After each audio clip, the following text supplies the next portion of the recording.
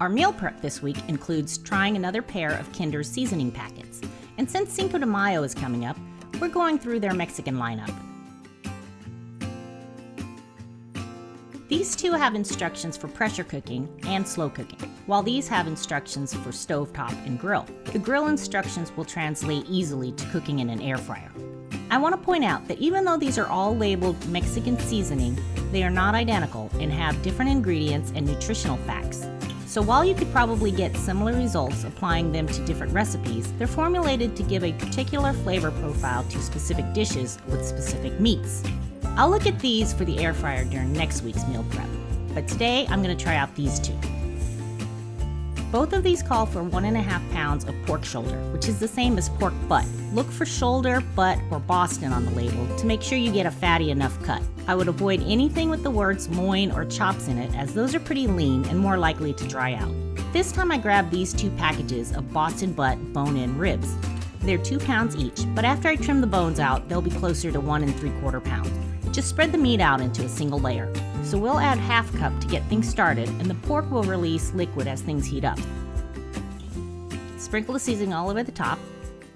This will cook for 35 minutes on high and then naturally release, which should only take about 10 to 15 minutes tops. So while the pot is doing its thing, you could whip up some fresh pico de gallo and guacamole. I can't say that I follow a specific 1 + 1 + whatever equals the perfect pico and guaco. I just kind of eyeball it each time and it's always good. Today I'm starting out with 4 big Roma tomatoes. I usually go for the vine-ripe tomatoes, but the Romas just look better at the store today. Just look for ripe but not soft tomatoes. I always scoop out the seeds and gel because I don't like them in my pico, but it's totally optional. Leave them in if you don't mind them. For me, they just add a little too much extra liquid. I usually base how much of each other ingredient I use on how much tomatoes I end up with. I like equal parts tomato and onion, so I ended up using 3/4 of this large onion. These are average size jalapenos, and I felt like 2 were enough for this amount.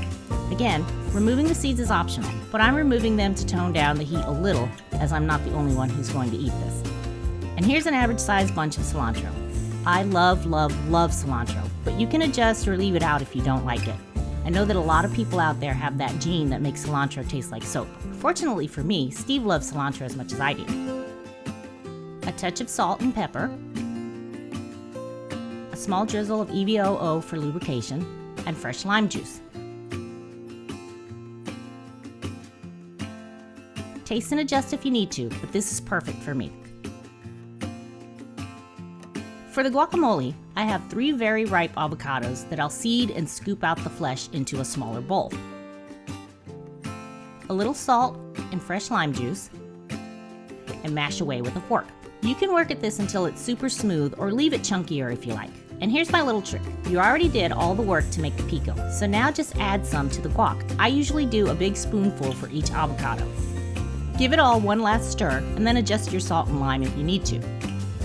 Cover and chill until you're ready to serve.